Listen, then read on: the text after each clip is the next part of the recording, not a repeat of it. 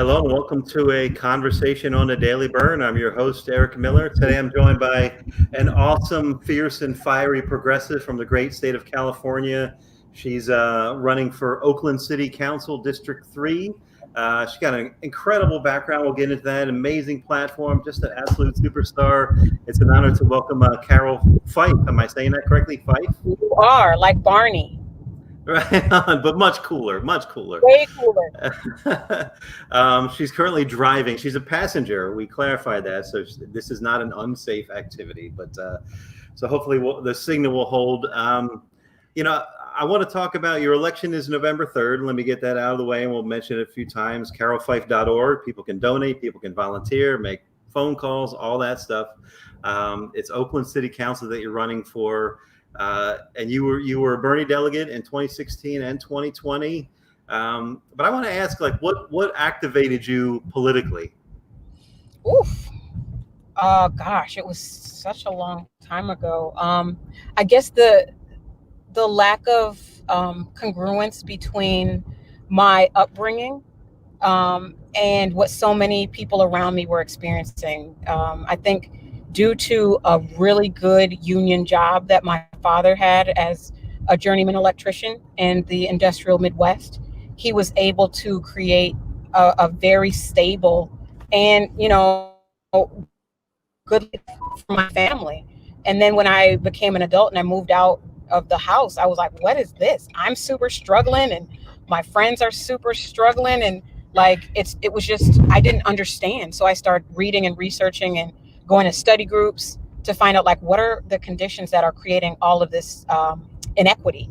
And, the deeper I got into study, the more I got to understand our economic systems, our systems of racial injustice, because I felt really shielded from a lot. And then my experiences in study showed me exactly what's going on and why this is so repetitive.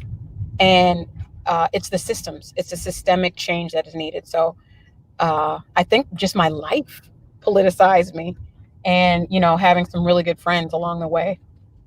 Yeah, awesome. And you've served in a lot of roles. You have a ton of accomplishments, like the Oakland NAACP. You had the Black Women in Elected Leadership PAC, and Moms for Housing, which I want to ask you about that specifically. I couldn't do it justice like you can. Tell me about Moms for Housing, how that started, how you were involved, and what it attempted to do, or is still attempting to do. Well, Moms for Housing was a phenomenon that no one anticipated getting as much popularity as it did. It was a situation where homeless and housing insecure mothers got together. I brought a few people that I knew together to address the housing, lack of affordable housing available to them at the time. And I brought folks together who were super desperate, who were concerned about not being able to find housing for their children. And I told them, because they all reached out to me at different times during 2019. And, I told them that I didn't have any resources because they don't exist for people that are making less than $40 an hour and who don't have additional sources of income. So that the only resource that I had was organizing. And if they decided to organize, then they would be housed at the end of the journey.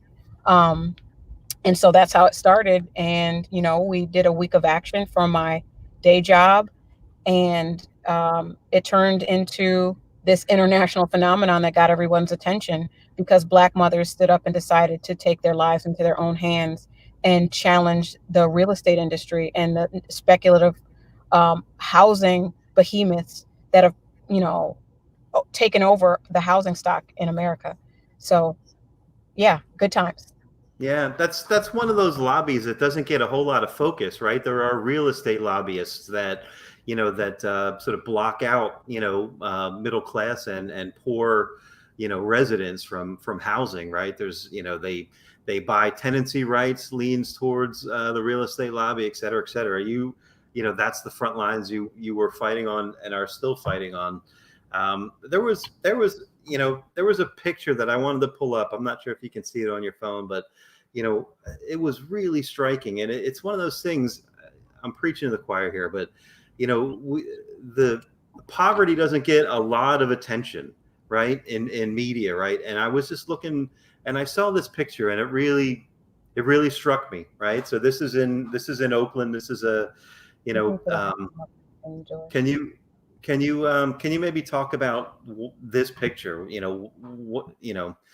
Like I said, poverty doesn't get enough due. So can you describe this scene? What are you looking at here? Yeah, there's, oh my goodness. And this is so prevalent, not just on this particular strip. It's a place in Oakland. It's right outside a parking lot of McDonald's and Home Depot, both of which have amazing like worker rights packages for their employees. I'm being sarcastic. Right outside the parking lots of McDonald's and Home Depot in East Oakland, where people are now living. People who've ended up on the streets have created makeshift housing structures because there's nowhere for them to live. So poverty is never discussed in America, and this is what it looks like in so many neighborhoods in my city right now. And it's beyond me that we are allowing our people to live like this. And it was a cold and rainy day that particular day. And then people are out there with no running water, no bathroom facilities, no ability to cook, and living like this day in and day out, year after year after year. And it's just, I don't know. I have no words, actually. Yeah, that's and it's good that you're highlighting it and fighting that. And it's again, I'm preaching to the choir. We're living paycheck to paycheck, so that could be any one of us at any time, right? It's not unique to your city, right? Tragically, can you talk about your don't have these paychecks anymore either, so it makes it even harder. Absolutely right. Can you talk about that as far as your platform is housing as a right? Can you talk about that? Yeah, one of the reasons I'm running is to make all of the chants that we say at these marches and rallies, and then we paint on poster board and canvas for our banners, is to make those chants and those sayings and hashtags a material reality. And so one of the things, just even being in these encampments in these tent cities, is that humans should have access to shelter in the same way we have access to clean water and clean air. We believe that housing should be a human right. And so it's one of the things that we're working on legislatively, as well as through direct action, because we found that, when we try to just have conversations with our legislators or send them emails or make phone calls, they ignore us. And so sometimes the only way to get the attention of folks who can make better decisions is through that, what Congressman Lewis calls good trouble. And so that's why we definitely, people like me and the people I organize with, engage in direct action to bring attention to the things that go ignored so often. So that is one of my platforms, to make housing a human right. And we have, a few different ways that we've used in community that can actually make that happen. Right on. Yeah, there's you have a lot of experience in confronting city council on these things, right? I read, you brought people in, like you said, direct action into the city council. So you've been on for, I guess it was for an eviction ordinance for that one, if I remember correctly. So you've been on this side of the fight, effectively, right? There was a cannabis bill that you worked on. So what motivates you, or how are you going to be different when you make the jump from activist to legislator? It's going to be so interesting because I'll have staff. Right now, I am the admin assistant. I'm the graphic artist. I'm the director. I'm the person who goes to get coffee. So I do all of the things. So when I'm elected, I will have people help me with that, so I can do more of what I do every day anyway. So I think I plan on being the same type of individual, just more capable. right? Have more levers to pull, right? Yep. Um, Yep. I want to ask. So there are a lot of things that you accomplished, as an activist. There's, I mentioned that cannabis equity, do the right thing campaign that was called. You also led a fight against zoning for Coliseum, which I guess would displace residents. I just want to highlight that because that's an accomplishment, right? So, tell me that story in a nutshell, the zoning that you fought against. Well, it was actually for the displacement of commercial businesses from this industrial park in East Oakland. And gosh, that was so long ago. Um, but it would have displaced several businesses that were homes to folks who were formerly incarcerated. It was where a lot of people had jobs, and they wanted to change the zoning and make it commercial to develop luxury housing. And so I'm like, you're going to displace like working class people in order to bring in people who can pay $3,000 a month for a studio. Yeah, Right. no, it doesn't work. So, that was actually just me and maybe three other people who who put Wow. pressure on the city council to make that change. But things like the cannabis equity permit program, I worked directly in conjunction with a city council member who drafted the legislation, and I did the grassroots organizing piece to bring more people into city council chambers that typically are on the outside of that type of process, and to push for it. So that was an amazing accomplishment that I feel really good about. And the same with the Department of Race and Equity, the first ever Department of Race and Equity, same council person, which shows you when people really want to make legislative change, they can.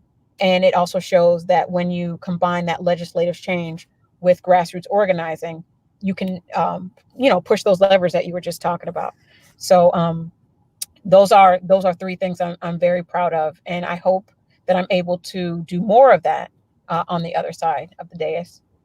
Right on. Yeah. Is there? And I read there's kind of a slate that could displace the majority, if not all, of city council this time around. Can you talk about that? The complexion, the makeup of the city council as it is, and what it could be come November 4th, let's say. Well, there are some really, really promising young organizers that are stepping up to lead right now. Um, and they all tend to be in East Oakland. So East Oakland is the part of town, primarily in the flatlands, that has gone unrecognized and disinvested in for many, many years, many generations. And it is really encouraging to see this like fiery new leadership that's like, no, we're not going to go with the status quo, and we're going to, change things. And it's so crazy because I think they're like my kids' age, in their early 20s, and Right. that they're looking up to me like what Carroll said, but then they have Right. their own perspectives and their own platforms, and it's just I'm encouraged about the future because of the young people that are running for office right now, and we'll see what happens. It really is difficult to beat incumbents, but we also have ranked choice voting in the city of Oakland, so that makes it a little less challenging than it would be if it were just a one-on-one uh, runoff or a race. Right on. I mentioned you were a Bernie delegate in 2016, 2020, and that there's all the issues that you're talking about was inherent in that platform, and just the not me us, Mhm. is so true, and he inspired a lot of younger voters, along a lot of younger activists. It sounds like you're doing the same thing locally, and I just love that. I love those waves, right? This generation begets the activists, and this generation begets the activists, and that generation. Can you talk about maybe what you learned from that, or what I know I know the 2020 DNC was a bit of a shit show, but what did you but what did you learn from that, that you're sort of applying to your run, your activism? Well, I'll say the 2016 DNC it was just so when you're actually in person with people who you're on the same page with, like politically, It does a lot for your morale. And this year, I drafted a resolution, an amendment to the platform, as I was a platform committee delegate, to make housing a human right based on the California constitutional amendment that we're drafting here.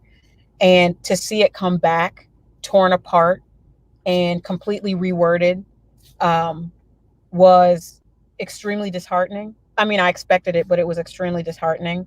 But then not having anybody to share it with, that like, do you know what just happened with this? Because in 2016 we were able to do it. We were able to caucus and talk, but it, it was a little different.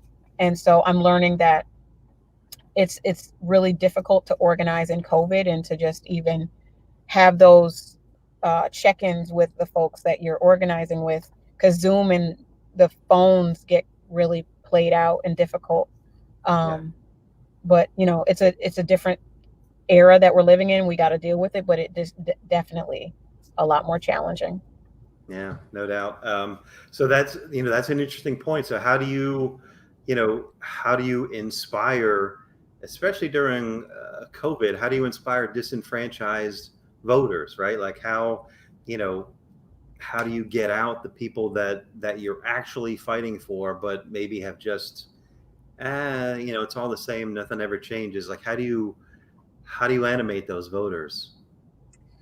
Meet them where they are. So going to places where nobody else goes, where people are forgotten, going to these tent cities, going to, try to find where people are, and, getting the message to them. So we're still doing print, like we're doing postcards and we're taking them to people.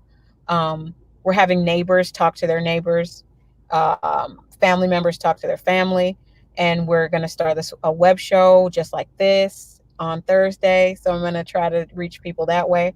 But really, it's word of mouth. And partly because I've been organizing for over 20 years in the district, and throughout the city, I have a lot of name recognition. And then we're still getting a lot of earned media through TV and newspapers. So we're just trying to, use every possible outlet necessary. And we're getting a ton of endorsements. So that's helpful. Yeah, amazing. But, the people that I want to hit, we're just trying to figure out where they are and going to them. Yeah. How about policy wise? Is there, is it tough reaching out policy wise? I imagine everyone you talk to, like Bernie's platform, your platform, like it's a human platform. It's people centered, as Carrie Evan Harris says. I imagine when you talk to them, it's a no brainer, right? Yeah, it is. And that's why it's going to be interesting to see if the real estate lobby or the Police Officers Association come at me with independent expenditures, because those are the only groups, and chambers of commerce.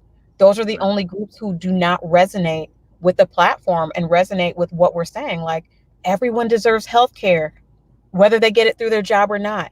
Everyone deserves access to living wage work, especially because people are losing their jobs. So we need a jobs guarantee. We need a housing guarantee, and we need to invest funds into processes and programs that actually keep people safe, versus throwing down the money down an empty pit that doesn't really do anything for our communities. So people get it.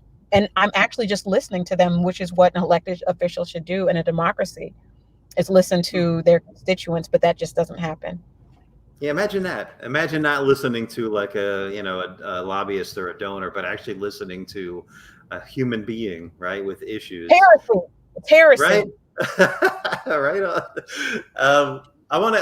Can you tell me what I saw on your website, Black New Deal? Can you go into that? What is that? Initially, it was a list of demands that over 40 Black-led organizations in the city organized to put together. We were meeting weekly. Cat Brooks put out this massive call to everybody in the universe. And, we have a steering committee, a group of organizers that we all consult with. And that group of organizers from the Community Ready Corps, Anti-Police Terror Project, ACE, and we got together to kind of distill all of these demands into a document, which became the reflection of what these organizations wanted to see in order to make the community whole, in light of what was happening with COVID. We thought it was distilled. It was like 14 pages at the end of it. But what we've done recently is create just a very clear platform in the areas of healthcare, housing, and policing that can be implemented immediately in order to address the disparate impacts that COVID has had on the Black community in Oakland. And so it was well received throughout the city, and they're also doing it and trying to implement these programs in Sacramento and Los Angeles as well, where it's been adopted by several organizations and elected officials. But it was just not, you know, we haven't had our day in city council yet. They actually kicked it down the court, and yeah, we have work to do there. Right on. Yeah. And hopefully you'll get on that other side of the dais, as you said, and you'll be doing that work, right? That's right. Awesome. What's the state of policing, defund the police in Oakland? What's the front lines look like there? It's the people want to see it. There are a lot of people that want to see it. There are also a lot of people that are confused by it. They're like, what do you mean dissolve the police department? Who's gonna answer whatever? And I don't think people understand the statistics. Like there are things that the police do every day that they just shouldn't do. In our neighboring city of Berkeley, California, they are taking police off traffic stops, which will decrease the racial profiling that happens and will also free up millions of dollars to invest back into city services that actually keep people safe. And so that's something that we can do in Oakland.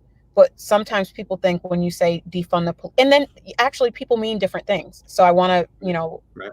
be clear about that. Different people mean different things. But when we say divest, we say we're meaning the police show up and often make situations worse if they show up at all. And so instead of spending that money on those services and the overtime budget, which they always go over every single year by the millions, invest that money into things that decrease crime, because no matter where you are in the world, the crime that we call crime, the blue collar crime, the crimes of poverty exist because of poverty. And so if you eliminate those things or you minimize those things, then the type of crime that we recognize will stop. And I say the type of crime that we recognize because there's crime happening to us every single day.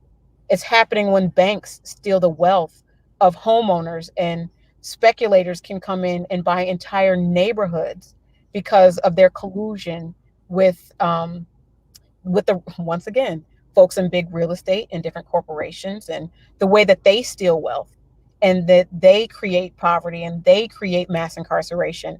It's criminal, right? But that's not what we recognize or define as crime because of propaganda in the US. But I think if we understood how we were being used every day, if more people understood it, there would be a revolution in this country, because really the theft that's coming is coming on the backs of poor and working class people throughout the country. Yeah, absolutely. And you mentioned the overtime thing. That's a thing, that is an incentive for them to fight against any reform, right? Any, defund, doesn't mean defund down to zero, like you're saying. It means, reinvest in social service type programs rather than sending an officer out to do everything from A to Z, a wellness check to a whatever, right? Exactly. And if you're a cop, I would think you wouldn't want to be responsible for, all those other things that are piled onto your job description, right? But by the same token, like you just said, they get overtime hours, right? And that's what the union's probably fighting back against, right? Any cuts to that type of thing. Let me. There's another thing about. Is this a thing in Oakland? Where there might be a workforce sort of in the city that goes to a suburb to work, which then displaces the tax dollars, right? So jobs aren't in the city, tax dollars revenue is earned in the suburbs because workers have to go from the city to the suburbs to work. because there aren't jobs. There isn't investment in the city, right? So they have to go to the suburb, and then their tax revenue goes to that suburban district rather than where they live, right, in their town. Is that a situation in Oakland that's prevalent that you're aware of? With our police department. I Yeah, yeah, mean, exactly. Yeah. yeah, a lot of the officers that work for the Oakland Police Department don't actually live here, and so that's one area. But it more of an issue with our city, specifically around city workers, is that their wages have been frozen in time, and it's part of a way to bust unions. And one of the things that I staunchly oppose is that, a lot of the work is outsourced, and people eventually leave, or they end up having to leave the city and live other places because their wages are so stifled. And it makes it difficult to attract talent to actually work for a city and have a functioning city when the wages are not competitive with the region, and when people have to live outside of the city and drive like 2-3 hours to get here in order to live somewhere that's affordable.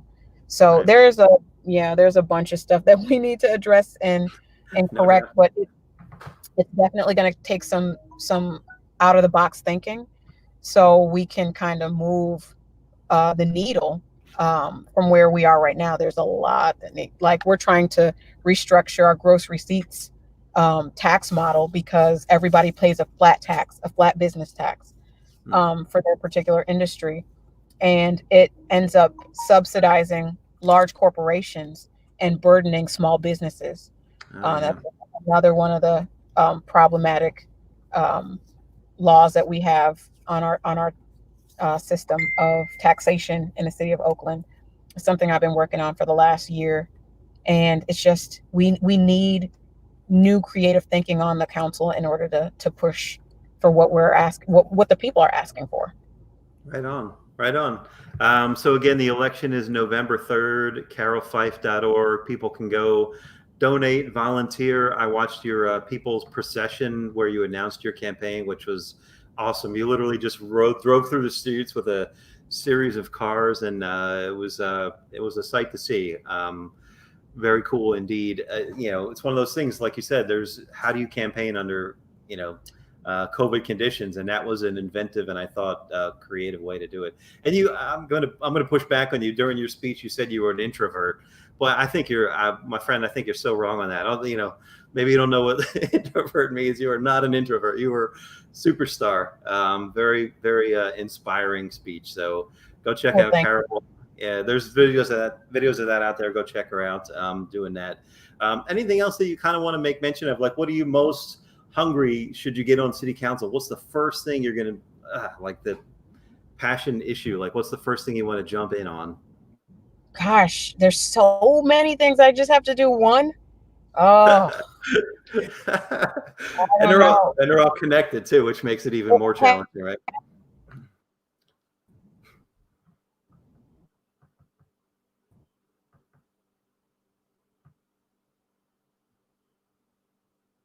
Oh, she froze.